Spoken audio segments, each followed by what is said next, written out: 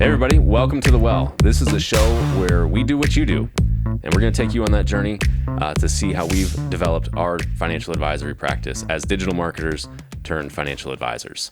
All right, well, welcome back in season 2, episode 15 of The Well. Yeah. Doing a recap today. Yeah, we haven't done one of these in a minute. We've done a lot of like one-off stuff, a little bit of like bits and pieces. We did some team celebration stuff. You know, we've done a lot of different things lately. But I actually saw a comment on one of our YouTube videos recently. Are you guys ever going to do another recap? So that's what inspired me to say this. Here we are. Maybe we should do another recap. Recap time. That's going back to our roots. Yeah, going back to the OG days of The Well. So I thought we'd give a recap on the summer months, because we slowed down a little bit just for, family and vacations, and just the summer in general is a little bit slower time anyway. So we didn't do as much in June, July, and August as we had done in, January through May. Right. But still had some good opportunity, good production as a result of the work that we did in those months. Yep. So today is August 23rd. You guys won't see this probably till about a month from now, so end of September-ish, somewhere in there. So what do we want to backdate this to June? Kind of go June, July, August? Yeah, I think so. Just do a little recap? Yeah. So for the beginning of the year, we doubled up. We went pretty crazy. We were doing 4 dinner seminars a month, basically, with webinars kind of in between January, February, March, April, May. I think we slowed down in May because we had family vacations then. Yeah, we both did. But we still did. We did a doubler, I think. We still did double. Yep.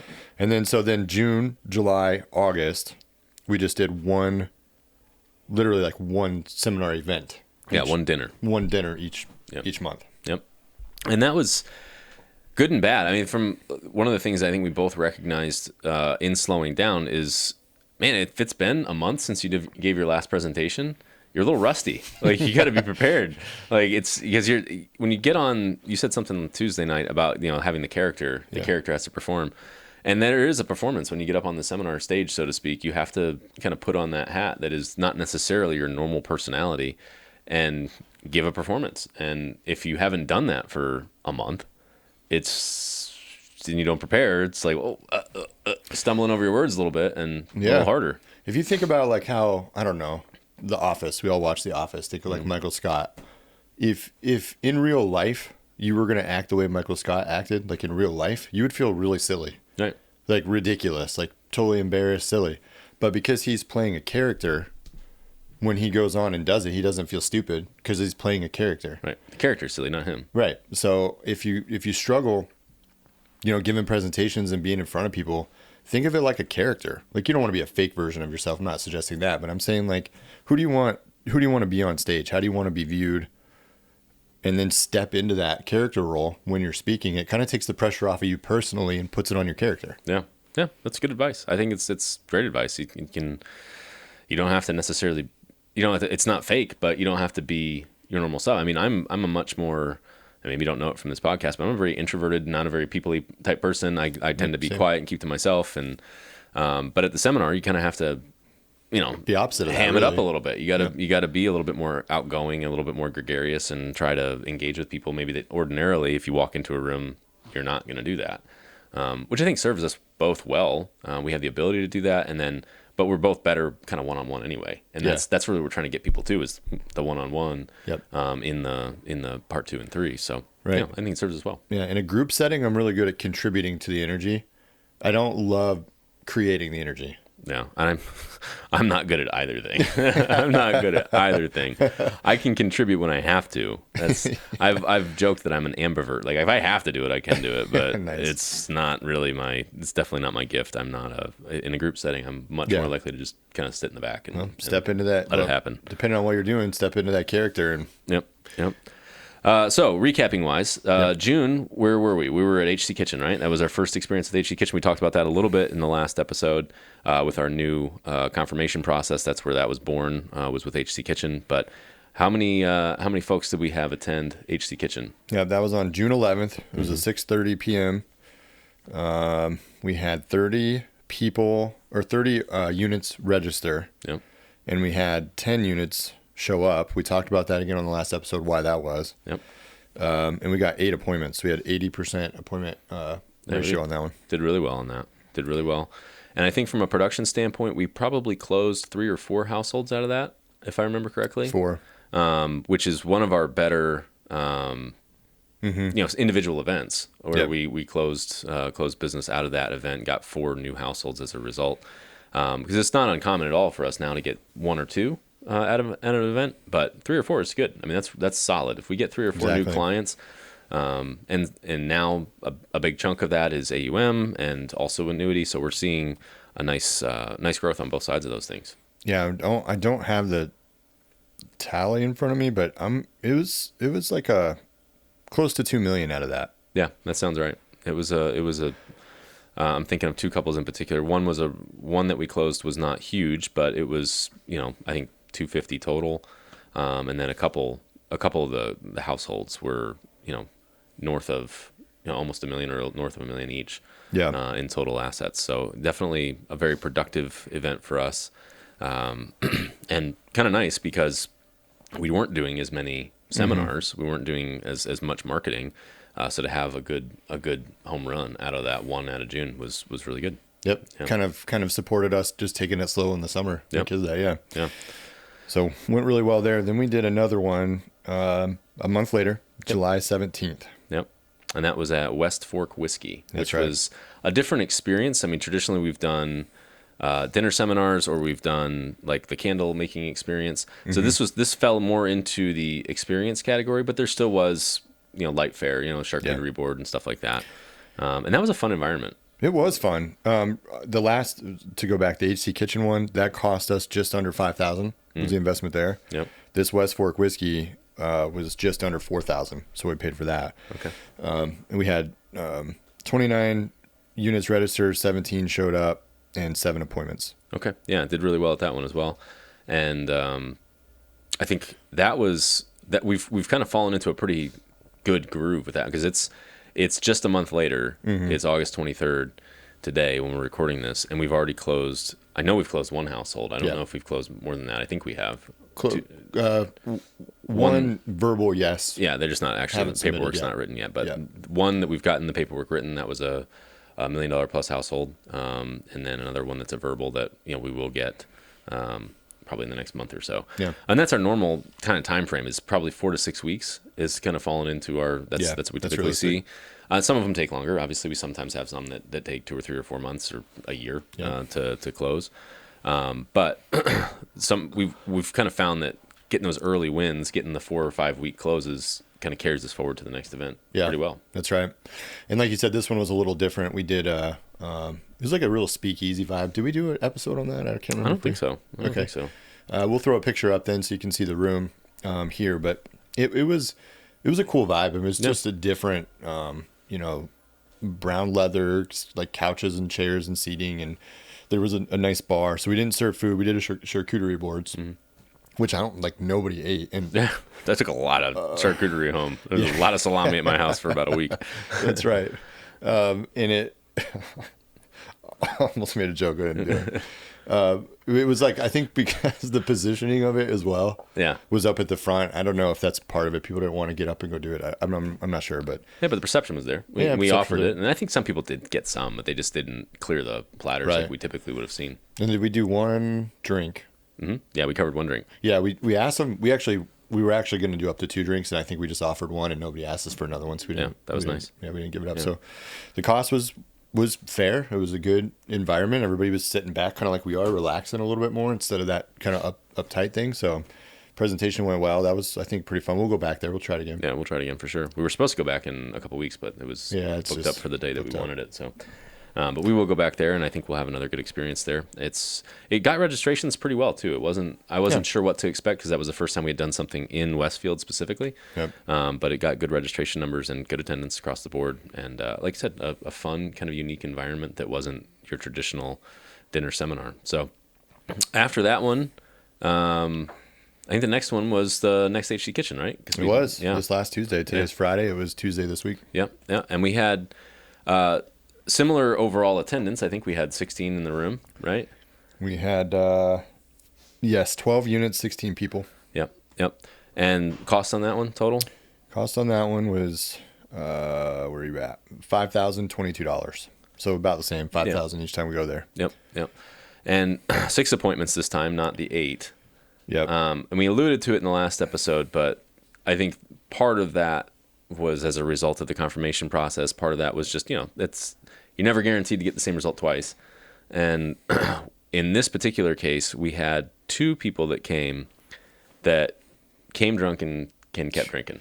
And it was just people are people. We mean, it's just like they're the wild card. Yeah.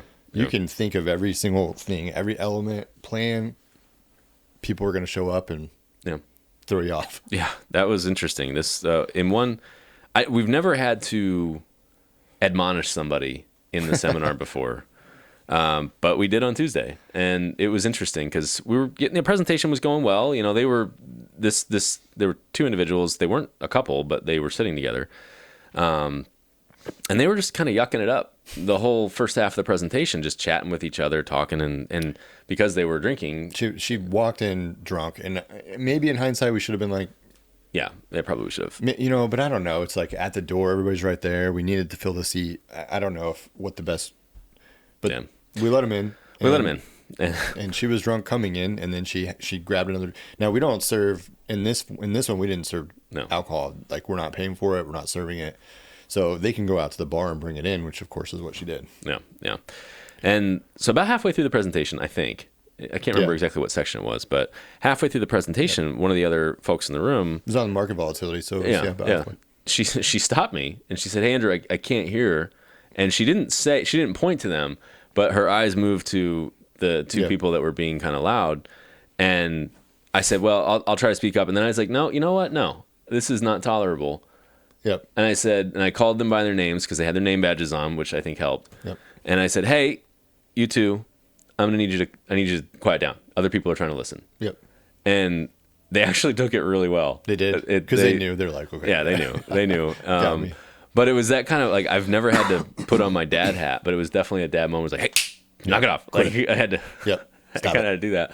But after that, the rest of the evening went really smoothly. And the room respected it. I mean, if you're a decent person and you're in that room, it was rude of them to be talking. So to get called out, it was a respected move. Yeah. I enjoyed it too, kind of personally, because it kind of, I don't know, stretched us as speakers a little bit. Because there were plenty of times where they would just be talking a little bit. So it's like not enough to necessarily like calm out, right? But also you're being a distraction. So it'd be, you're talking and you say something like, "Hey, don't miss this. Like, this is, don't miss this part. It's important." And then you say it. So I think it was kind of fun to be able to add those in where I otherwise wouldn't, just to get their attention back on me instead of listening to them. So, and then a couple times they engaged too. I think there were some positive engagements because of their kind of their inebriation. They were engaged with the presentation to an extent. A couple times we had to kind of like redirect. They kept trying. They kept trying to keep the conversation going. It's like, all right, that's great, but we're gonna move on to this next thing. So, like you said, I think it was a exercise in like how do we control the room, control these 2 individuals, because they are, if we allow them to, they'll dominate. They would have absolutely dominated that, and it'll ruin the whole thing for everybody. So it was definitely a not an exercise I want to do frequently. Yeah. But it was a good exercise. We have a good stage presence too. Like, I think like we're not amazing and we have plenty to learn, but most people will say like you and I command respect. Like, we're going to come in there and we're going to talk and people are going to listen. Yeah. So I think that's probably why too, when you called them out, they didn't over respond because they're like, okay, yeah. Yes, sir. And I feel like I wasn't rude. I was gentle about it. But I was just like, hey, the other people are trying to. I thought it was well done. Listen here, and it felt so uncomfortable, and their names are forever burned in my brain. You saying their names was the most, and I know you said you read their badges. I did, 100%. I saw those name badges, and I was like, boom, boom. Yeah, like, use name badges. Yep, use those stickers. Like, and that's it. Just don't Andrew, don't have them write their names on the name badges. That was her too, right? So we have the normal Avery whatever 5710 template stickers that everybody uses to write your name on the sticker, and in the past, we've done it for them sometimes. Sometimes they do it themselves. And this lady walked in, and Richie's like, "Hey, you go ahead and write your name." She took the whole sheet, which has 6 stickers on it. Yep. She turned it sideways and wrote her name over the entire sheet. And Richie's like, I don't think that's going to work. It was so funny. I don't think that's going to work, lady, because we're going to get 1 letter of your name on your sticker here. So. And I understand it's kind of hard to see, but like also like what are you gonna put a whole like you see my sticker? Yeah. Like you're gonna put the whole sheet on sheet of paper like over your. Oh man, that was. And it's at that point we knew. It was in that moment we knew. We knew we should have kicked her out. But yeah, it turned out. I think, like I said, got 6 appointments. A couple of them are, not great, but but 50% appointment ratio on that, 63.64 on whiskey, and 80% HC before that. So over the summer, we're averaging like 63.45%. Yeah, that's right where we want to be. We want to be at that 65% mark across the board on average. So that means we're going to have some that are 70s, 80s, and some that are going to be 40s and 50s. But if we average 60, 65, I feel like we're doing a pretty good job, because you don't want appointments with everybody. No, you don't. There's definitely people in the room that you don't want appointments with. Well, and like the one we've been talking about, the new Brenda. So like she did schedule an appointment, and then we got it home, and I was the lucky one that got that one. And so I want to say, because Hannah calls all of my appointments, and I think she reached out to her, and she instantly tried to reschedule. I'm not going to be in town. Hannah's like, but you scheduled it. Yeah. Like, you told us the date last night that you're here. Now you're out of town. Like, you're just wasting everybody's time. Yeah. So I told her, like, no, don't even follow up with her. Like, close that thing. Yeah. But so again, going back, you don't want appointments with everybody. You don't want guilt appointments. Yep. It's just going to waste your time. Yep. You just want to connect with the people that want to connect with you. Yep. And then serve them well. But yep. Yeah, that was interesting. So immediately after the seminar, we had on Wednesday and Thursday. Yep. So the next 2 nights we had webinars going, and we've talked about it before. The Stonewood webinars, what we're using right now for those, and we did a new thing, a completely new thing. We did it locally. So traditionally, if you've done webinar marketing with RA, we've said, hey, let's do 2 or 3, maybe even 4 or 5 states, or even an entire time zone. And it's a numbers game. We're trying to throw as many registrations into that thing, because you don't have to physically manage it. You just have, that the software can handle up to 5,000 people. So let's get as many people on there as possible. And that's always worked pretty well. But one of the things that we've discovered and we've talked about is that, maybe we would do better with the opportunity to meet these people in person. Would that be a more effective strategy for us, right? For webinars? Because there's a lot of guys and gals out there having a ton of success with the large scale webinars.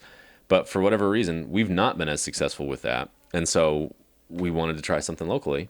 And the jury's still out, because we just had it this week. But we had our normal results. We spent not very much money on it, because we were just testing the local model. But we got average registration numbers, and we had above average attendance across the board, yep, and above average appointment requests as a result. So I think we ended up with a total of 4 appointments out of that, maybe a 5th. But 4 appointments so far out of a relatively small pool, because we were just trying something new. And they are all within, I think, 25 or 30 miles of our office now. Yeah. So while we are doing the first appointment virtually, we have now the opportunity to take them on to part 3 in person if we want to. So yeah, we did 2 nights, Wednesday and Thursday night. Mm-hmm. So the first night was well attended, good appointment. Second night, not as strong. So the first night made up for that second. So again, it's so early. Like, right, maybe that was just a situational thing, or maybe we need to spread that second date out more.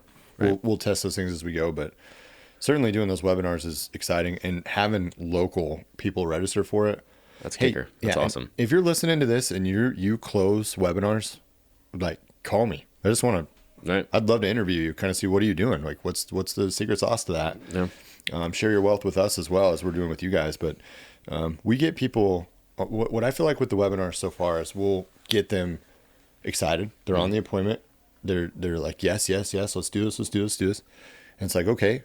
But then then they cool off. It's like they go back to their state. They're already in their state, but they go back and get to work, and things get busy. It's not they don't want to do it. It's just like they didn't close, and now they're busy again. Right. And I'm not 10 miles away where I could go meet them for coffee or. Yeah.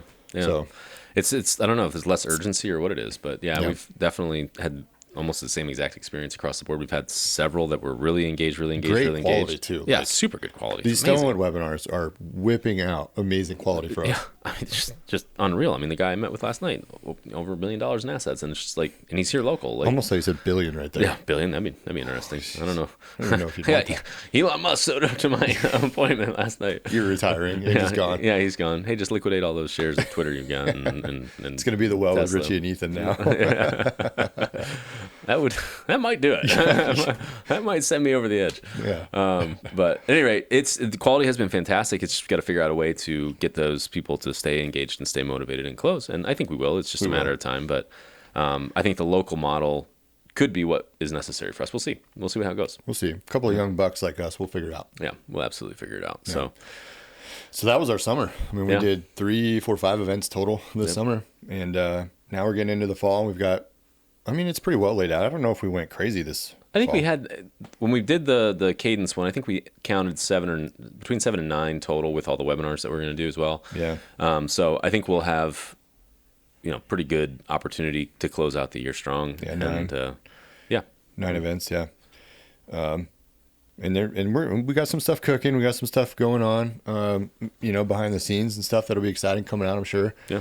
So we'll do 9 events, and we're knocking them down. I mean, we get to a part 3, we're closing them. Yeah, I feel like we're probably at a 50 or 60% close once we get to part 3. Maybe even better than that. I'm not 100% sure, but it's. I was looking at it a couple days ago, and I was like, the process works. Every name on this list is it's either closed or closing, and that feels pretty good. Yeah, if you're not closing, go back and listen to our part 1, part 2, part 3 episodes. I don't remember where they were, season 2. Yeah. But that's the process we're using, and it absolutely works. You do it right. Yep. Closing them down. That's right. So, that's all. I think that's all we got. That's all we got. What do you got on the... I've seen these before, but I like them a lot. Yep, I've used these a couple times. They have the gum bottoms. These are my Jordan 4 black lasers. Yeah, they're solid. And I don't wear them too often because they're a little bit older. Right. They're retro. Yep, they are. But I try to collect all these lasers, and this is one of them. Yeah, these are my... I've definitely worn these before. These are the SB Dunks. You got these for me for Christmas last year. Oh, yeah. And they're super comfortable. I've worn them, I don't know how many times, and they're still holding up, looking strong. Look brand new. Yeah, I like them. Okay, well, put your pictures of your Jordans in the comments. Yeah, if you're a sneakerhead, put them in there. Yeah. Right. And otherwise, we'll see you a couple of weeks for the next episodes. Thanks, guys.